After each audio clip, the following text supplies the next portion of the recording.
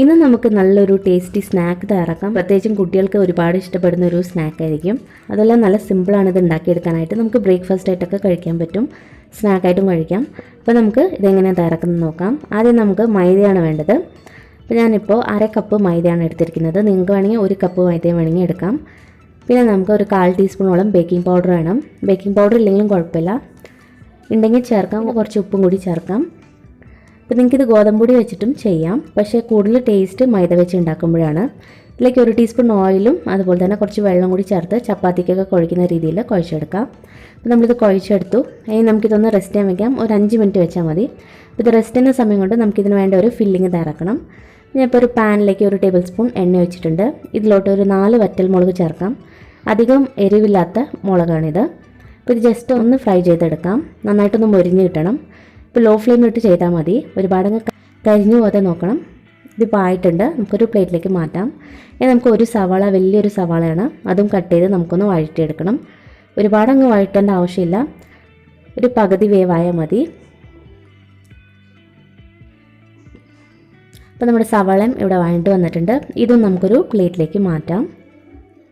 അപ്പോൾ നമ്മൾ സവാളയും വഴറ്റിയെടുത്തു, അതുപോലെ തന്നെ വറ്റൽമുളകൊക്കെ വഴറ്റിയെടുത്തിട്ടുണ്ട്. ഈ വറ്റൽമുളക് നല്ല ക്രിസ്പി ആയിട്ടാണുള്ളത്.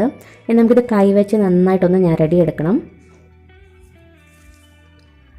അപ്പോൾ ഇതധികം എരിവില്ലാത്ത മുളകാണ്. നിങ്ങൾക്ക് കുറച്ചും കൂടി സ്പൈസി ആയിട്ട് വേണമെങ്കിൽ അതിനനുസരിച്ച് മുളക് കൂട്ടി ചേർക്കാം. അപ്പോൾ നന്നായിട്ട് തന്നെ ഞരടിയെടുക്കുക. ഇതുപോലെ ഞരടിയെടുക്കണം. ഇനി ഇതിലേക്ക് ആവശ്യത്തിനുള്ള ഉപ്പും കൂടി ചേർക്കാം. പിന്നെ നമുക്ക് 2 ഉരുളക്കിഴങ്ങ് വേണം. 2 മീഡിയം സൈസായിട്ടുള്ള ഉരുളക്കിഴങ്ങ് പുഴുങ്ങിയെടുത്തതാണ്. അപ്പോൾ അതും കൂടി കൈവച്ച് തന്നെ ഉടച്ചെടുക്കാം. അപ്പോൾ നിങ്ങൾക്ക് ഇതുപോലെ കൈവച്ച് ഉടച്ചെടുക്കാൻ താല്പര്യമില്ലെങ്കിൽ സ്പൂൺ വെച്ച് ഉടച്ചെടുത്താലും മതി. നമ്മൾ കൈവച്ച് ചെയ്യുമ്പോൾ ഒന്നും കൂടി ടേസ്റ്റിയാണ്. അപ്പോൾ ആദ്യം ഉരുളക്കിഴങ്ങൊക്കെ ഉടച്ചെടുക്കുക. അതിന് ശേഷം എല്ലാം കൂടി നന്നായിട്ടൊന്ന് മിക്സ് ചെയ്തെടുക്കണം. അപ്പോൾ ഇതുപോലെ കൂട്ടി യോജിപ്പിച്ചെടുക്കുക. അപ്പോൾ നമ്മുടെ മസാല ഇവിടെ റെഡിയാണ്. ഫില്ലിംഗ് ആണിത്.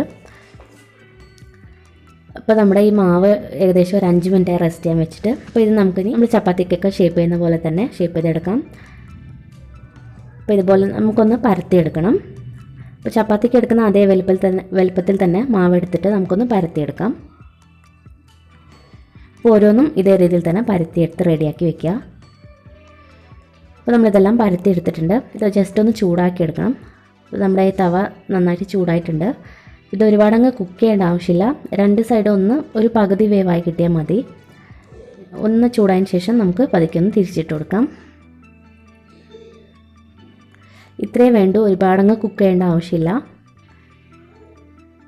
അപ്പോൾ ഇതുപോലെ ഓരോന്നും നമ്മൾ കുക്ക് ചെയ്തെടുക്കുക.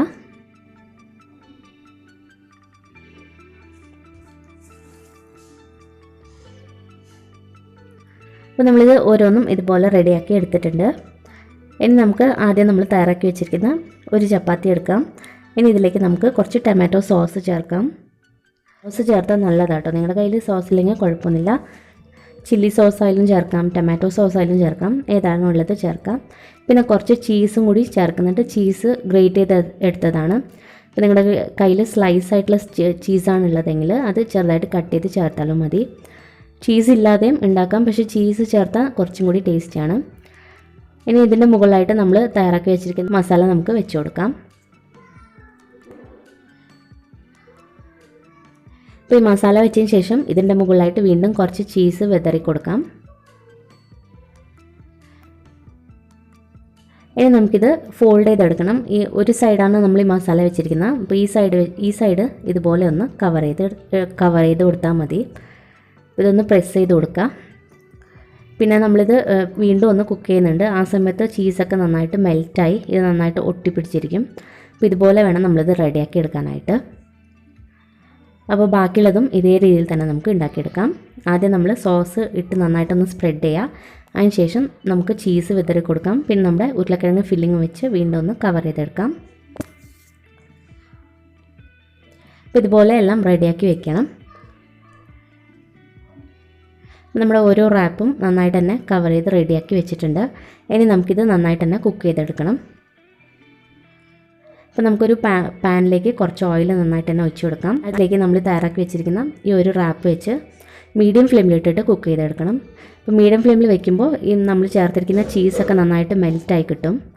ഇപ്പോൾ ഒരു സൈഡ് ആയിട്ടുണ്ട്, നമുക്കൊന്ന് തിരിച്ചിട്ട് കൊടുക്കാം. ഇപ്പോൾ 2 സൈഡും മീഡിയം ഫ്ലെയിമിൽ തന്നെ വെച്ചിട്ട് വേണം കുക്ക് ചെയ്തെടുക്കാനായിട്ട്. ഇതിപ്പോൾ കണ്ടില്ലേ, നന്നായിട്ട് തന്നെ മൊരിഞ്ഞ് വന്നിട്ടുണ്ട്. ഇത് റെഡിയാണ്. നമുക്കൊരു പ്ലേറ്റിലേക്ക് മാറ്റാം. ബാക്കിയുള്ളതും ഇതേ രീതിയിൽ തന്നെ നമുക്ക് കുക്ക് ചെയ്തെടുക്കാം. ഈ ഒരു റെസിപ്പി നമുക്ക് ഒരുപാട് ഓയിലൊന്നും വേണ്ടി വരില്ല, വളരെ കുറച്ച് ഓയിൽ മതിയാവും. അപ്പോൾ നമ്മളിതെല്ലാം ഇതുപോലെ തന്നെ കുക്ക് ചെയ്തെടുത്തിട്ടുണ്ട്. നല്ല ക്രിസ്പി ആയിട്ടാണുള്ളത്, നിങ്ങൾക്കിത് കണ്ടാൽ മനസ്സിലാവും. അപ്പോൾ നമുക്കിത് വേണമെങ്കിൽ ഇങ്ങനെ തന്നെ കഴിക്കാം, അതല്ലെങ്കിൽ നമുക്കിത് 2ആയിട്ട് കട്ട് ചെയ്തിട്ട് വേണമെങ്കിൽ നമുക്ക് കഴിക്കാം. അപ്പോൾ അത് ഓരോരുത്തരുടെ ഇഷ്ടം പോലെ ചെയ്യാം. ഞാനിപ്പോൾ ഇത് 2ആയിട്ടാണ് കട്ട് ചെയ്യുന്നത്. അപ്പോൾ ഇതിൻ്റെ അകത്തൊക്കെ ചീസൊക്കെ നന്നായിട്ട് തന്നെ മെൽറ്റായിട്ടുണ്ടാവും. കണ്ടില്ല, ചീസൊക്കെ നന്നായിട്ട് മെൽറ്റായി വന്നിട്ടുണ്ട്. നല്ലൊരു ടേസ്റ്റി ഡിഷാണിത്. നമുക്ക് സ്നാക്കായിട്ട് കഴിക്കാം, അതുപോലെ ബ്രേക്ക്ഫാസ്റ്റിനൊക്കെ കഴിക്കാൻ പറ്റുന്ന ഒരു റെസിപ്പിയാണ്. പിന്നെ നിങ്ങൾക്ക് വേണമെങ്കിൽ ഗോതമ്പ് പൊടി വെച്ചിട്ടും ഇതേ രീതിയിൽ തയ്യാറാക്കാം. അപ്പോൾ ഉറപ്പായിട്ടും കുട്ടികൾക്ക് ഇതുപോലെ ഒന്ന് ഉണ്ടാക്കി കൊടുത്തു നോക്കാം. അപ്പോൾ നിങ്ങൾ എന്തായാലും ഈ ഒരു റെസിപ്പി ട്രൈ ചെയ്തിട്ട് നിങ്ങളുടെ അഭിപ്രായങ്ങളൊക്കെ അറിയിക്കാം. അതുപോലെ നിങ്ങൾ ഈ വീഡിയോ ആദ്യമായിട്ടാണ് കാണുന്നതെങ്കിൽ ചാനൽ സബ്സ്ക്രൈബ് ചെയ്യാനും മറക്കരുത്. Thank you.